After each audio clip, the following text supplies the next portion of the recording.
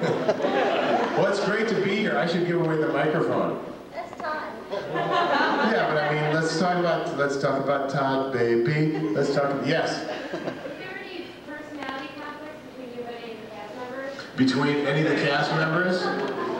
Actually, there weren't. No, there weren't. Cheryl Lee asked me one time. She said, Chris, I have to talk to you. When we were back by the catering where they were making the Monte Cristo sandwiches and the sushi was being chopped and stuff. Was that catering? And the craft service was so great. No, craft service, it was great. That's the sushi? Yeah, it was over by the Great Northern thing. Don't you remember? Yeah, I think Kyle pretty much went through all the women. He went through all the women. Yeah, we can't say that up here, did he? But she asked me one time, she said, Chris, okay, go back here, okay.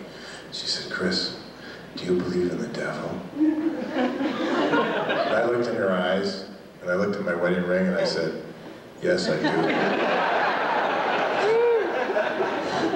That wasn't really a conflict, but it was a scary moment for me, and I ran and I called my wife Karen, wherever she is, and yeah, I love you, honey. And the devil, dressed as Cheryl Lee, just asked me if I believed in him. That girl has a look in her eye. Yes, Red? Did you have to study recipes a lot when you worked with the doctor, and what was your favorite food? Cherry pie, bud. Yeah, I studied recipes, yeah. Jailhouse stew, there's a lot of that stuff. And all the recipes, like, you know, Great Northwest chop suey is really important. You get all the food off all the plates and put it in a big pot and you serve it up. Hank Jennings. I should have a cookbook. Hank Jennings Jailhouse Cookbook.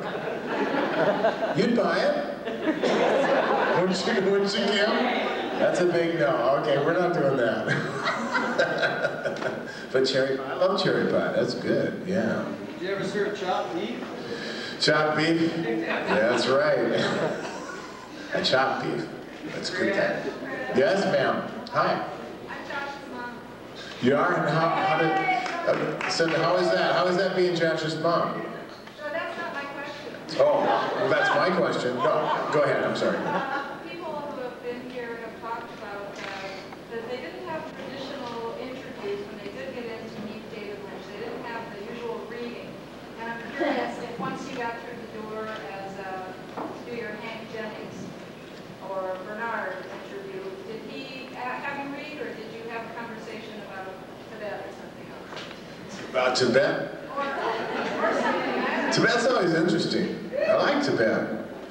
You bet is great. Did he have you read? Yeah, when I met with David and Mark, I had gone to college with Bob Ingalls and Mark Frost, and Warren Frost was my directing teacher at college, and who else was there?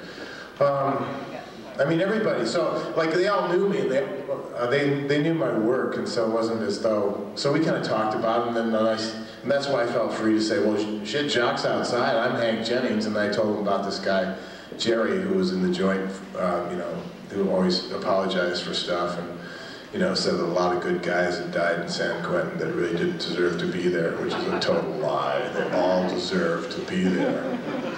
And but yeah, so it was an unconventional interview. Yeah, it was weird. But David's very nice. He's a great guy. And he's like, you know, I mean, you just sit down and have a beer with him, you know, and then leave real quick because he's really scary.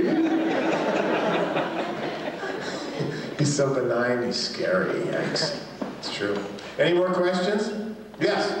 Have you read Laura Palmer's diary? I have Laura Palmer's. This is really weird. Yes, I have. I read it when it came out, but I discovered we have a lake place in my family. My wife has a place like this in northern Minnesota. Well, not this big, shit. And our good friends has this little bookstore. You know, it's called Cross Lake up there. You know, and I'm going through the thing and Diane Racine picks it out and she says, you might want this, and holds the red book, Laura Palmer's diary, and I started reading it up in our log cabin. We have this cabin made of logs and stuff that's built in 1932, you know, with a stone fireplace, and bats come down the thing and visit us, and it's really weird. So I started reading Laura Palmer's diary in the thunderstorms of the Great North, you know. I pissed myself. What? She felt sorry for Norma, not for you when you went to jail. You felt sorry for Norma? Laura did. She wrote in her diary that she felt, when she was writing, I feel sorry for Norma, not for Hank, because he went for manslaughter. Yeah, that was a bum rap. It's a bum rap. There's nothing with you and Laura going on the side. Laura on the side. We talked about that. A lot of people have talked about that. But I can't talk about that. I can't, tell you, I'm not at will. I mean, I can't tell you about that because it's a secret. She's a great kisser, though. I've heard. Right, Josh? Oh, no, sorry. It was a wild set, eh? I mean, it was wild. There was very, very weird vibes in that set. It's weirder vibes than any set I've ever been on. I've been in Hollywood a few years, except for maybe a Stallone movie. But that's too weird for words. My trailer's parked. Oh, well, yeah. Any more questions? I'm gonna eat some salmon. What? What was that? What were you thinking? No, but right now, what were you thinking, though? Were you thinking about Ken Griffey Jr.? I was trying to figure out why Stallone came. I don't know, I'm channeling a lot of different stuff right now, man. It's like, oh yeah. Well, this is wonderful. I'm really happy to be here. This is great. I love it that you all got together and reminisce about this stuff and look about it and study it and look about it. Is that English? Excuse me, just a second. Right, yeah, I'm part Australian. I'm gonna eat my salmon. If you want to talk, Kim will take the interviews. I love you all. Thank you very much.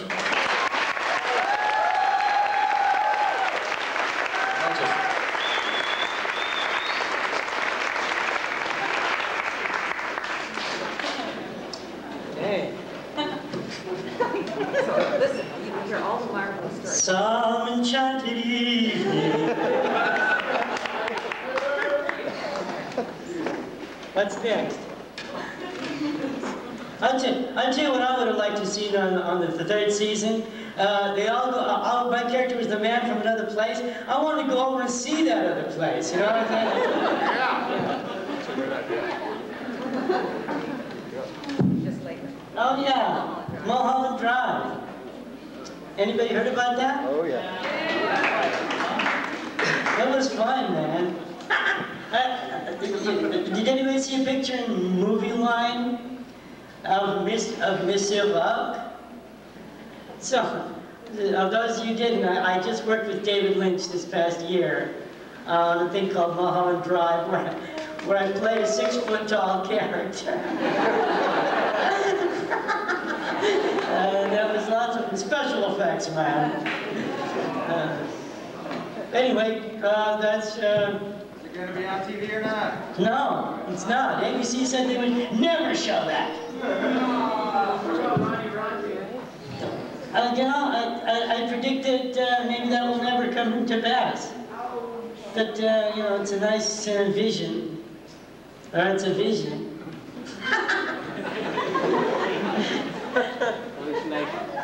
Okay, we're done. I want to tell you, Kim and I were just talking. I want to tell you, I've been on 50 movies and 5 TV series, and it's so weird. Who asked me that question about doing lines from the show? She did, that was the tea. That was so good. It was amazing that I could even remember those lines. Those were the exact lines from this thing. That was very good. And I could not tell you, I can't even tell you what I shot yesterday. What did you shoot yesterday? I can't tell you, dude. I just said it. You're out of here. No, what did I shoot yesterday? I can't tell you. I don't know. Any day now. Yeah, I know any day now, but what were we doing? Oh, my guy went broke. The guy who owed me $40,000 wrote me a bad check. Now I can't pay for the construction crew. And now it seems that because I'm in debt, I've become a little impotent. A little, well, oh, there's no such thing as a little impotent, is that what you said? He's having trouble, is that right? But anyhow, so that's what I shot yesterday, yeah. That was ugly, that was rough.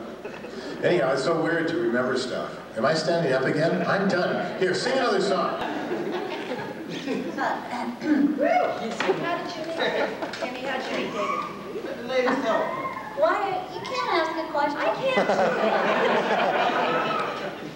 She wanted to know how I met David. I was asked to go to an interview and went and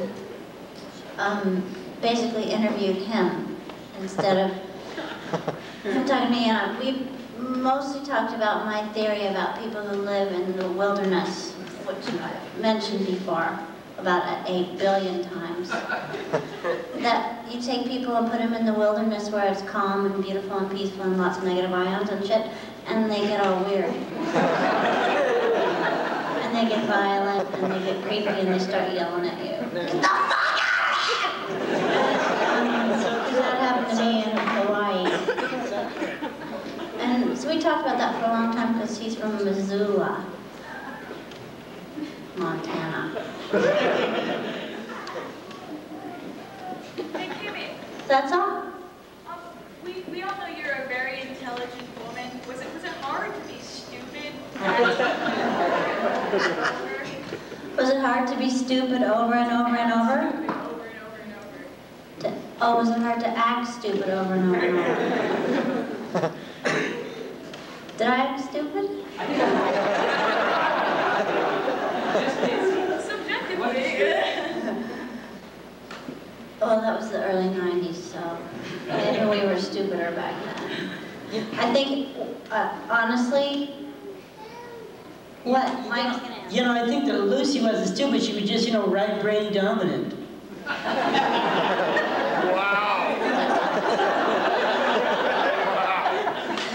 That's what I meant to say. Lucy wasn't stupid, she was just right brain dominant. Did they ever figure out if it was Andy's or Dick's baby? No.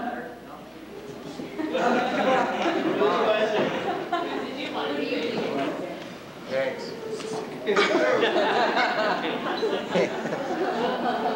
Andy. Run. You know, you may argue that Lucy and Andy were stupid, but at the end of the series, they're the only couple that are happy and together. What's your idea about that? I've thought about that a lot. It's almost like... Oh, it's because we weren't the beautiful people. The beautiful people always suck. We were the common folk trudging along day to day, saving the whales and crying about the minor bird that died. Spaying and neutering our animals. Pardon? Like the meat will inherit the earth. I missed that whole thing. What? Brian? Like the meat will inherit the earth. The meek will inherit the earth. Yeah. That, I think that might have been who we were on the show, the meek. And now the meek. Meek will inherit the earth and everyone else will go into outer space.